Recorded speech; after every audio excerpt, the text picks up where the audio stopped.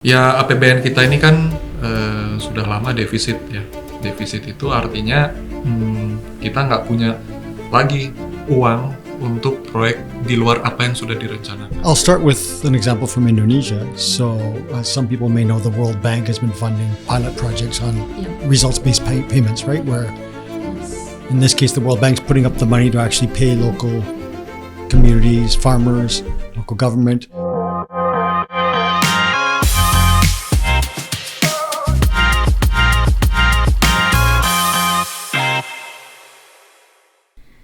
Hai Jagoan Energi, how are you today? Welcome back to PYC Podcast bersama saya Felicia, peneliti di PYC. Dalam podcast kali ini, PYC akan mengusung tema yang menarik, yaitu Financing the Climate Future. Pendanaan iklim menjadi elemen yang sangat penting dalam mendukung upaya Indonesia mencapai transisi energi dan ekonomi hijau. Indonesia telah menargetkan penurunan emisi sebesar 31,89% dengan usaha sendiri atau business as usual dan sebesar 43,20% dengan bantuan internasional. Dan Indonesia juga menetapkan target pencapaian net zero emission di tahun 2060 atau lebih cepat. Dan tentunya untuk mewujudkan target ini dibutuhkan pendanaan yang sangat besar dan diprediksi akan terus bertambah dalam jangka panjang.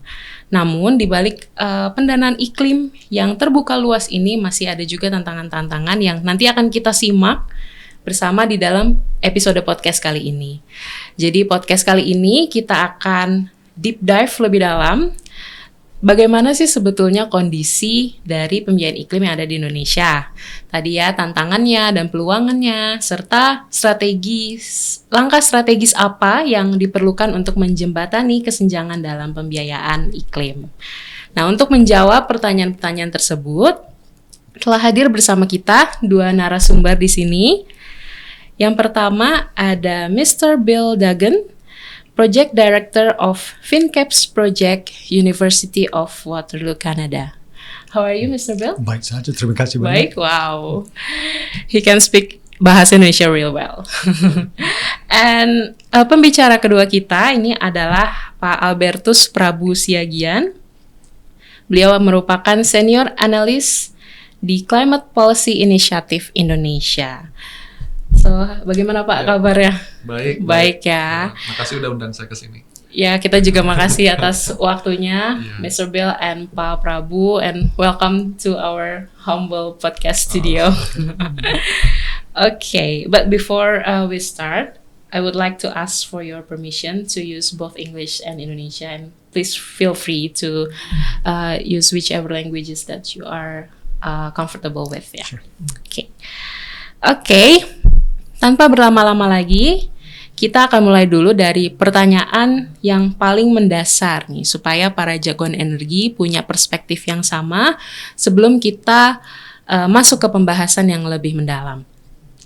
Oke, so pertanyaan pertama kita yaitu apa itu climate finance or pembiayaan iklim, dan mengapa hal ini menjadi isu yang crucial ya dan mendesak dalam mendukung transisi hijau.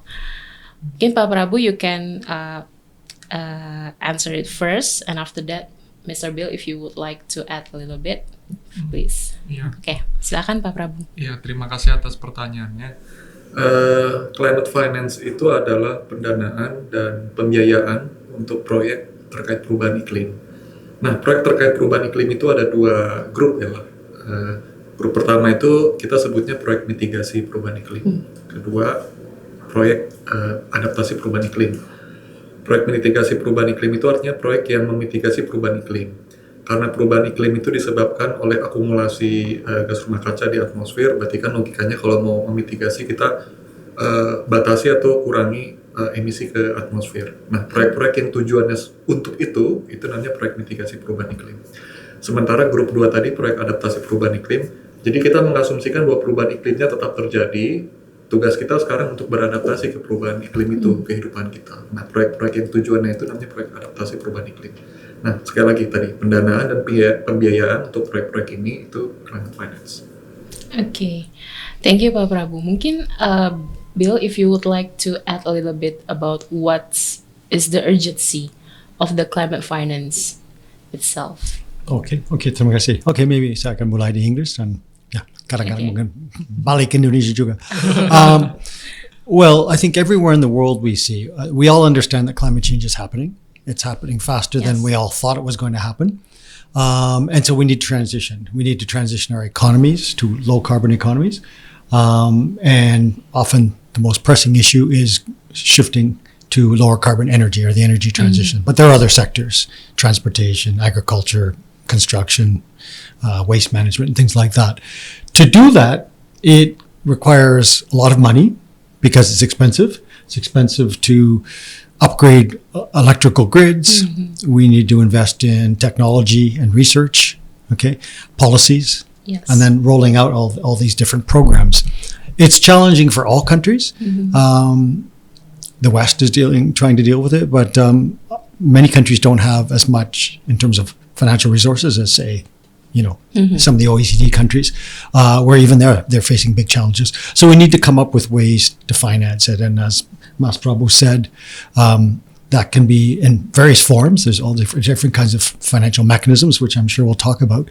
But that can come from public funds, Yes. or it can come from private funds. And in many cases, there's a hope, especially for developing countries or countries in the global south, that a lot of those funds will come either in grants or in low-cost loans, concessional loans. It may be from loss and damage funds, which have been agreed to by the UNFCCC in the COP discussions. There's always a lot of talk about it, but sometimes the money does not follow the promises as quickly as possible.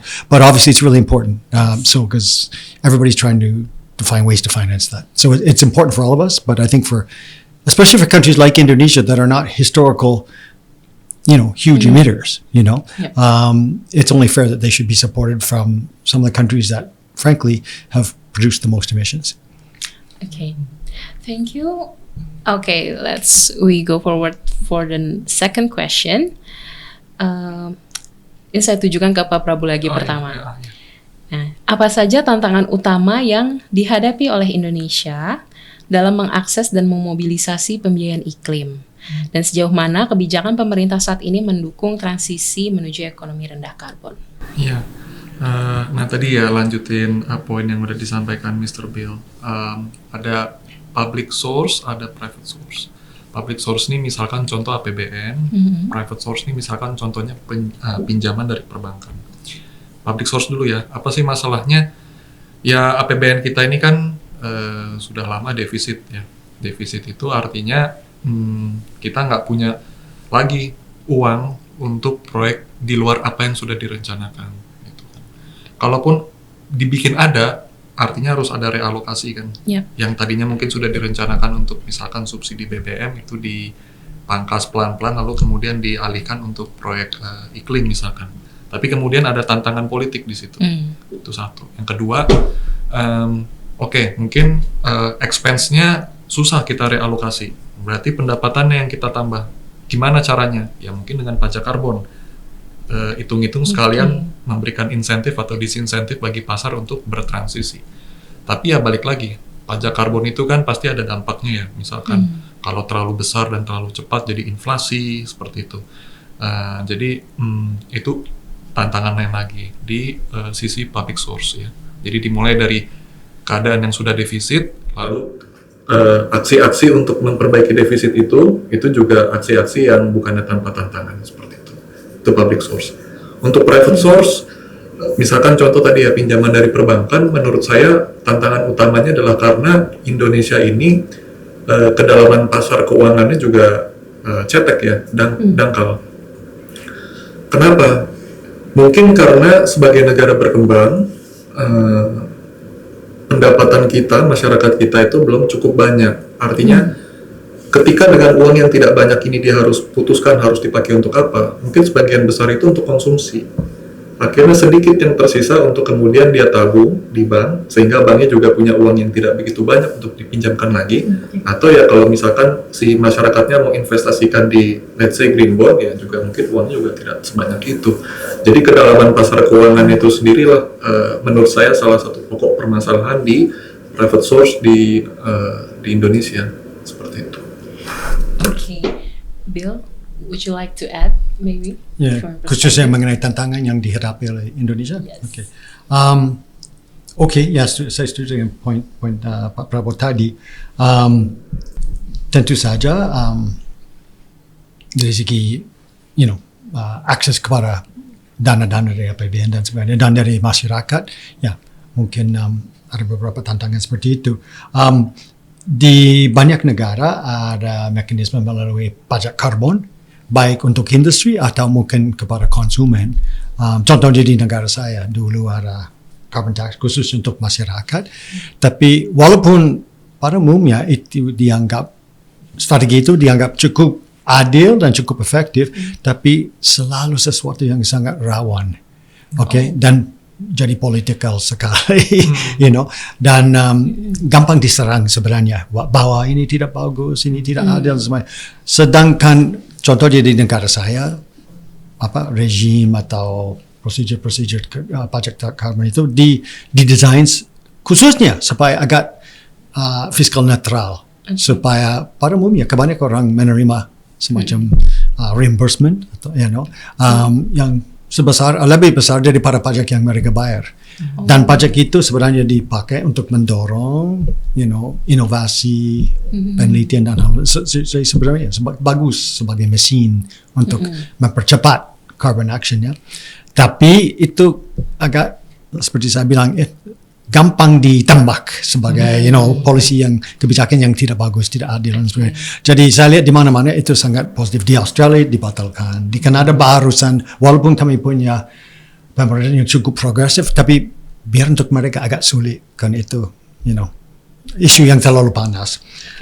Jadi dan kita lihat di Indonesia bahwa pemerintah seperti walaupun ada rencana untuk meluncurkan semacam carbon tax dan sebagainya di beberapa sektor, mereka masih lihat 1-2 kali karena tidak gampang. Betul. Dan dampaknya pada utamanya lapisan bawah, orang yang punya lebih banyak tantangan ekonomi harus benar-benar waspada supaya tidak ada dampak yang tidak diinginkan.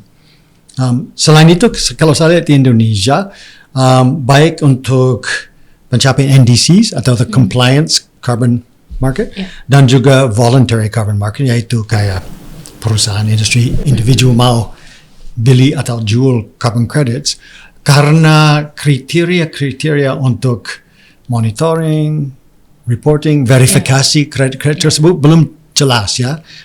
Agak oleh karena itu banyak pihak lagi meragu, dan oleh karena itu walaupun di Indonesia sudah ada pasar karbon, tapi saya kira boleh dikatakan belum optimal, belum masif karena beberapa hal yang masih harus ditentukan, didefinisikan. Jadi bagi saya ini merupakan satu persyaratan yang sangat penting dan dasar. Mungkin kalau boleh nambah kali ya. Silakan, Pak. Ya, terus juga terkait dengan tadi kan sumber dalam negeri lah. Ada juga sumber luar negeri, tapi kan kita tahu yang namanya sumber luar negeri seperti misalkan hibah, misalkan pinjaman tapi bunganya lunak. Itu kan ada hal-hal yang lebih ditentukan oleh pihak di luar sana yang kita jujur, ya pastinya kita nggak akan pernah bisa kontrol or predict ya behavior orang di luar sana. Jadi kalau kemudian kita menggunakan sumber uang luar negeri untuk memotori transisi energi, sebenarnya kita berarti menggantungkan pembiayaan itu terhadap hal yang sebenarnya kita tahu dari awal juga tadi nggak bisa kita kontrol dan nggak pernah bisa kita predik anyway. Itu kan jujurnya kayak gitu ya. Terus juga di Indonesia itu mungkin karena kemampuan manufakturingnya juga lemah. Sementara transisi energi itu adalah transisi yang banyak sekali melibatkan teknologi. Artinya kan kemungkinan kebutuhan untuk impor itu tinggi, ya kan? Artinya kita bicara tentang apakah ada falas yang cukup untuk membeli barang-barang itu. Perbankan Indonesia kan ya namanya perbankan di Indonesia ya. Barang dia di dompet mereka ya rupiah bukan falas. Jadi ada shortage juga di situ. Gitu. Cuma mau nambahin itu aja supaya bikin jadi makin sulit. So it's quite complex ya di Indonesia ini sebetulnya. Okay, so we go to the next question. For you, Bill, from your perspective, you did mention about some like carbon tax or carbon trading, and it's one of the climate finance approaches or models that exist in the world. And from your perspective, what kind of models or approaches that have proven most effective in driving the implementation of green projects, especially in developing countries like us in Indonesia? Maybe if you have like a case study, you mentioned about carbon tax earlier, but maybe another models you would share. Yes. Please. Sure. Okay. I'll start with an example from Indonesia. So some people may know the World Bank has been funding pilot projects on results-based payments, right? Where in this case, the World Bank's putting up the money to actually pay local communities, farmers, local government to protect natural assets like mangroves, like peat forests, like forests. So that the theory is you pay stakeholders to preserve or even sometimes to restore and sort of rejuvenate important ecosystems. And as we know, whether it's terrestrial forests, land forests, or mangroves, peat forests, lahan gambut, or even blue carbon, seagrasses, they're very important for absorbing greenhouse gases and carbon. So the World Bank they finished a pilot project in Kalimantan Timur about a year and a half ago. It was fairly successful. There's always things that can be improved, but it proved that the model could work. And now they're doing the same thing in Jambi. So that's an example of results-based payments here in Indonesia. Personally, I would say one of the challenges I see with that is often the benefits for the primary stakeholders, were the people, the farmers, and all the other people who are doing the work and protecting the ecosystems. Sometimes I don't think enough benefits go to them, and they don't have as much control. So I think with a lot of these mechanisms, we have to be careful that all the money doesn't run to Jakarta or New York City or Tokyo. We have to make sure it's a fair deal for the frontline people and the people who really, look after the asset. So that's one example. There's other examples like Green Climate Fund, which is funded by OECD countries and managed through the UNFCCC and that. In Bangladesh, there's been projects funded for, supporting more resilient infrastructure, for against floods and storm surges and things like that, or early warning systems, which is important here in Indonesia for floods and things like that. So lots of examples. I could go through a lot of examples. Public-private partnerships. There's so many different things. I think, and probably Mas Pablo would say the same thing. Every country and even different regions and countries have different needs and different characteristics. So it's not one size fits all. You have to find the right kind of solutions. Yeah, I really agree with you. No one fits all ya. Pak Prabu, mungkin sedikit menambahkan lagi? Iya, betul tadi ya. Setiap sektor tuh permasalahannya beda-beda. Jadi mungkin solusinya juga harus beda-beda untuk tiap sektor. Kita ambil sektor ketenaga listrikan aja kali ya, biar gampang. Kalau menurut saya, climate finance atau simply finance itu kan sebenarnya uang. Uang itu kan pindah tangan sana sini. Sebenarnya itu kayak aliran aja ya. Dan aliran itu kan mengikuti struktur di bawahnya ya. Jadi kita bicara struktur pasar. Sekarang gini, kalau pasar listrik kita itu dimonopoli atau oleh satu perusahaan aja dan dia BUMN, berarti sebenarnya finance-nya itu bagaimana nanti dia behave di pasar itu kan sebenarnya tergantung si perusahaan ini aja kan. Kita tahu lah perusahaan apa itu kan. Jadi kalau mau ada climate finance yang lebih banyak di pasar ketenaga listrikan, ya mungkin struktur pasarnya sendiri harus diubah. Mempersilahkan lebih banyak lagi pasar IPP, pembangkit listrik swasta, dan mungkin mereka harus dibolehkan untuk langsung menjual listriknya ke konsumen. Jadi pasar itu dibuat supaya tidak lagi dimonopolisasi oleh satu pihak, sehingga kemudian lebih banyak pihak lain yang bisa masuk, dan dengan sendirinya uang mereka juga jadi bisa masuk, karena kan ketika mereka masuk ke pasar kan mereka membawa uang mereka. Jadi nggak lagi perusahaan satu ini, BUMN ini, dengan APBN yang juga tersendat-sendat, membiayai sektor ini, akhirnya sektornya jadi tersendat-sendat juga. Harus dia membuka keran bagi yang lain bisa datang, gitu. Contohnya dari mana? Dari Vietnam. Vietnam kayak gitu. Dia membiarkan bahwa ada perusahaan pembangkit listrik swasta masuk dan dia bisa jualan langsung listrik hijaunya ke masyarakat. Seperti itu. Jadi kita bicara struktur pasar yang kalau strukturnya diubah, aliran air di atasnya kan jadi ikut berubah. Seperti itu kan. Nah, kenapa saya ambil contoh Vietnam? Satu, sama-sama negara berkembang, di ASEAN lagi. Kedua, notabene dia negara sosialis. Kita di Indonesia utamanya berpikir negara sosialis itu artinya dia nggak paham tentang pasar bebas atau segala macam. Buktinya dia bisa. Lebih cepat lagi pertumbuhan greennya. Terus yang lain adalah sampai tahun 70-an mungkin dia masih sibuk dengan perang Vietnam. Kita di sini udah lumayan jalan, tapi dia bisa lebih cepat dari kita. Artinya banyak sekali yang kita bisa pelajari dari negara yang sepantaran dari kita, kayak Vietnam, seperti itu. Oke, berarti kita juga harus ngeliat dari kacamata lain juga ya, dari perspektif lain kayak tadi struktur pasar dan lain-lain. Oh iya, betul. Oke, kita lanjut ke pertanyaan berikutnya. Ini untuk Pak Prabu. Kira-kira langkah strategis apa sih yang diperlukan untuk menjembatani kesenjangan pembiayaan iklim?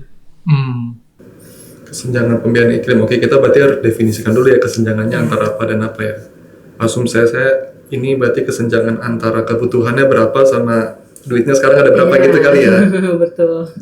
Dengan asumsi kebutuhan ini angkanya tiap institusi berbeda-beda ya. Ya, jadi tiap sektor beda. Betul. Kalau menurut saya kan berarti artinya pembiayaannya harus ditingkatkan ya. Entah dari public source, entah dari private source. Kalau menurut saya, ini menurut saya ya, carbon tax. Kenapa carbon tax? Satu, dia bukan hanya sekedar mendatangkan anggaran baru bagi pemerintah, tapi ketika dia di-enact, mungkin dia akan menciptakan insentif dan disinsentif yang membuat market behavior itu jadi berubah. Jadi kita tidak hanya bicara meningkatkan supply, dalam hal ini supply dari public source, tapi juga meningkatkan demand di pasarnya. Karena percuma kalau uangnya banyak untuk digelontorkan ke proyek iklim, tapi in the first place permintaan untuk membuat proyek iklim itu nggak ada. Kenapa ya? Karena mungkin yang namanya menciptakan proyek iklim itu nggak lebih profitable dari proyek yang tidak iklim. Karena apa? Ya karena eksternalitas dari lingkungan itu nggak masuk ke pasar. Caranya gimana masukin ya dengan carbon tax. Jadi carbon tax itu sebenarnya menyelesaikan banyak masalah sekaligus. Meskipun kita juga harus ingat ada dampaknya ya, misalkan inflasi dan segala macam. Terus kuncinya di mana? Kuncinya menurut saya berarti ada 3 ketika menjalankan carbon tax. Timingnya, magnitude-nya, sama graduality-nya. Timing itu maksudnya gini, kapan ya kita keluarin carbon tax? Sekarang kah? Besok kah? Lusa kah? Tahun depan kah? Atau harusnya udah kemarin? Timing. Magnitude itu maksudnya carbon tax-nya berapa nih? Berapa persen? Tax rate-nya berapa? Yang ketiga graduality-nya. Mesti ditingkatkan seberapa cepat? Pelan-pelan banget kah? Atau langsung mendadak langsung banyak kah? 3 hal ini. Nah, ya itu sih kalau menurut saya. Kalau timing ini kita agak miss kan ya. Kan udah keluar ya sebetulnya peraturannya. Cuma udah ditunda terus. Betul. Mungkin karena carbon tax itu politically challenging. Yes. Akhirnya orang pemerintah berpikir, oke, mungkin kalau kita mau melakukan carbon pricing jangan lewat carbon tax deh, carbon market aja, carbon trading, karena politically mungkin lebih acceptable. Jadi ya mungkin pertimbangannya seperti itu. Iya, tadi udah Mr. Bill juga udah sedikit sharing ya tentang yang terjadi di Kanada. Memang secara political itu agak ini ya, masih ada isu. Saya rasa kalau pakai istilah tax, orang selalu punya alergi. Karena pasti kalau tax kan dikenakan lebih besar ya. Ya betul. Okay, Bill, maybe you would like to add like what kind of strategies that Indonesia need? Ya, I mean tentu saja selalu lebih mudah untuk menyarankan, rekomendasi atau strategi daripada benar-benar diterapkan, dan dilaksanakan. Jadi kalau saya kasih, beberapa saran, dengan semua saya merasa tidak gampang. Tapi saya rasa di Indonesia masih ada beberapa celah atau gap dalam kebijakan. Jadi saya rasa ada untuk organisasi seperti PYC, ini merupakan kesempatan untuk bicara, berkonsultasi dengan pemerintah, orang akademis, NGO proyek lain, organisasi seperti Climate Policy Initiative, untuk mengidentifikasi di mana sih ada gap dalam kebijakan untuk climate finance. Kemudian bagi saya, seperti saya bilang tadi, bagi saya penting sekali pemerintah Indonesia menentukan dan mengumumkan, menerbitkan kriteria-kriteria untuk carbon credits. Contohnya, saya lihat Singapura barusan menerbitkan itu, dan cukup jelas. Dan yang saya suka di Singapura sebenarnya, saya lihat bahwa the National Climate Change Secretariat itu di bawah Ministry of Industry. Karena akhirnya itu justru industri yang harus mendorong perubahan ini, inovasi-inovasi tersebut. Jadi bagi saya itu merupakan strategi yang pas. Tapi di Singapura mereka sudah mulai bilang, okay, kalau siapa saja baik compliance market atau voluntary carbon market, ini adalah persyaratan dan kriteria untuk carbon credit yang benar, yang berkualitas. Okay, supaya siapa saja yang akan beli atau tukar main di pasar carbon merasa bahwa ya ini sesuatu yang benar. Karena saya kira kita semua tahu bahwa tahun-tahun terakhir ini ada banyak pemasaran dan penjualan carbon credit yang sebenarnya kualitasnya sama sekali tidak bisa dijamin. Oke, jadi bagi saya itu penting sekali. Kalau menurut saya akan bagus kalau pemerintah mempertimbangkan penerapan semacam mekanisme blockchain untuk memonitor, supaya satu carbon credit tidak bisa dijual 2-3 kali, okay.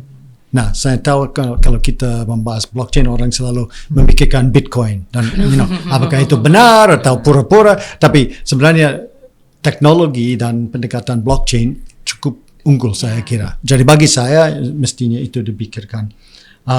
Kemudian saya kira dibutuhkan beberapa kebijakan untuk perubahan dan modernisasi, grid jaringan listrik di Indonesia. Karena kalau akan ada kontribusi dari wind energy, tenaga surya, solar energy, macam-macam, gridnya harus lebih fleksibel, harus lebih dinamis. Smart grid. Dan itu mahal. Dan sekali lagi, seperti Mas Prabowo bilang tadi, kalau hanya ada satu pihak yang mengendalikan semua, ya mungkin perubahan tersebut mungkin akan sedikit lebih lambat. Challenging. Jadi itu bukan. Nah, saya punya beberapa saran lain. Tentu saja perlu banyak upaya peningkatan kapasitas. Karena perubahan apa saja, ya kita sebagai manusia harus banyak belajar dan sebagainya. Dan yang untuk inovasi keuangan, ya tadi kami sudah banyak membahas itu. Mungkin kalau boleh nambah bentar aja. Oke, silakan. Tapi percuma juga kalau tadi balik lagi poin saya. Ada carbon tax tapi juga tetap ada subsidi untuk yang kotor ya, subsidi BBM. Jadi kayaknya kalau ada carbon tax, kalau mau berintegritas, ya subsidi BBM juga harus pelan-pelan dikurangin. Meskipun politically challenging saya tahu, tapi sebenarnya narasi politik itu kan bisa dicari ya. Misalkan kenapa subsidi BBM itu dipangkas pelan-pelan? Mungkin kita jangan bilang ke masyarakat demi perubahan iklim, tapi kita bilang karena selama ini nggak tepat sasaran. Jadi kita punya narasi lain yang sebenarnya lebih mengena ke hati mereka, dan mungkin justru dengan narasi-narasi lain yang tidak berhubungan dengan perubahan iklim, akhirnya hal yang kita mau tetap dapat. Jadi sebenarnya harus ya pinter secara politik juga. Itu aja sih menurut saya, ya kan? Benar. Atau misalkan pajak karbon, ya jangan bilang pajak karbon itu untuk perubahan iklim, ya kita simply bilang aja pajak karbon kenapa? Ya emang lu mau tinggal di PLTU yang ngepul dulu? Susah. Jadi harus membawa narasi ke yang lebih dekat ke diri mereka sehari-hari. Kayak begitu mungkin mereka baru bisa cerna, oh ya benar juga ya, aku juga nggak mau. Mungkin lebih terbuka dan relate ya dengan apa yang masyarakat tuh alami juga. Betul. Jadi jangan dikaitkannya selalu ke perubahan iklim yang jauh di sana. Nanti orang habis itu nanti jadi either nggak ngerti atau jadi antipati gitu loh. Padahal sebenarnya banyak sekali. Misalkan gini, subsidi BBM, lu mau impor BBM dulu, misalkan gitu. Jadi banyak sekali kok narasi yang bisa dicari. Tapi ya tergantung kreativitas ujung-ujungnya. Iya kan? Betul. Ya ada saying itu, act locally, think globally. Itu ya memang tindakan lokal kita harus mulai di. Betul, persis. Setuju. Okay, so we came to the last question because Mr. Bill and Pak Prabu, you are academician. You are academician from University of Waterloo. You are a senior analyst at CPI. So could you share your perspective on how research centers can play a role as a center of excellence in strengthening Indonesia's climate finance ecosystem? Okay, maybe you can go first, Mr. Bill, and then Pak Prabu. Okay. All right, maybe this time I'll give it in English because I can think faster in English. Okay. I think a really important thing, as we talked about this earlier outside, is that the research or whatever initiative is, it should be demand driven. Yeah. It needs to meet local needs, local priorities. For instance, if we're trying to provide policy input to Ministry of Energy and Mineral Resources, Ministry of Finance, Ministry of Industry, whatever, we need to help them solve their problems. And I think if we do that, they're going to be much more open to collaborating with us and then being more willing to use that information because we're helping solve their problems. We're helping the government solve some of its priorities. So that would be the first point I would make. Okay. Pak Prabu. Saya dulu. I have more later. Oke. Mungkin tergantung lembaganya dulu ya. Kalau saya kebetulan dari lembaga yang memang fokusnya climate finance, jadi ujung-ujungnya pasti yang harus dirisetin ya pasti nggak jauh dari climate finance gitu ya.